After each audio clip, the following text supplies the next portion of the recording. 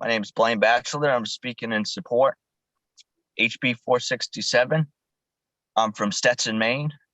I'm a hardworking blue-collar father of one beautiful daughter and husband of 7 years. I met my wife in college, didn't have any money.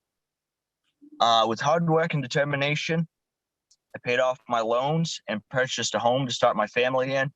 I now have a savings and started saving for my daughter's future. My story is just like millions of other Americans, and it used to be called the American Dream. Now the American Dream looks a lot more like an Instagram story, photoshopped and edited to look like sunshine and rainbows. In reality, it's full of overburdening taxes, unconstitutional mandates, and governmental overreach. This comes from career politicians that don't know what life is like outside the DC bubble. The historic spending seen from the federal government should not be a surprise to anyone, as our government cannot let a good crisis go to waste.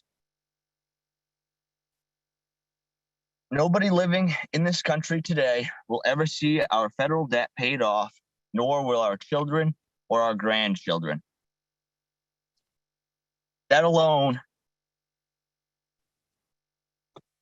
should cause everyone to support sending the government back to its constitutional box.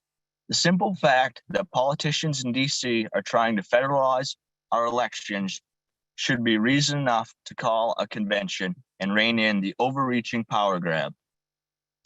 Our founding fathers specifically gave the states power over our elections, not career politicians in DC.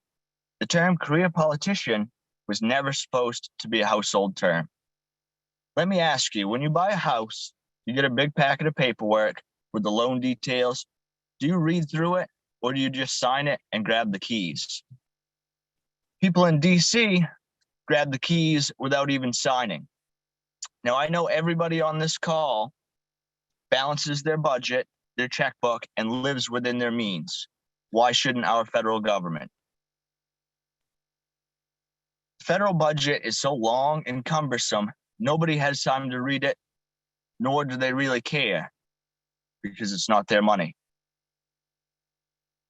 Republics have failed all throughout history because of their inability to pay off their debt. Also, we are more divided now than before the Civil War, as can be seen from our last election.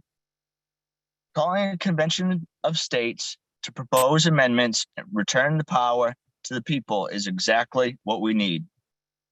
Our founding fathers knew that even though at the time of the signing of the Constitution, freedom was ringing louder than ever, that evil people would try to pervert our Constitution, so they voted unanimously on Article 5 to secure the states a way to preserve our great Constitution.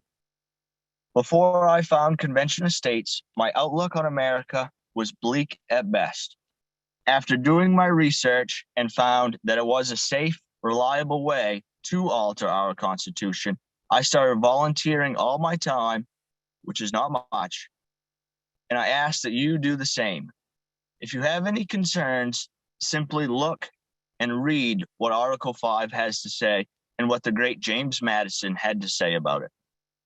I'll leave you with one question before I go, that if the great George Washington were alive today, would he vote yay or nay on this resolution? And I thank you, and that is all.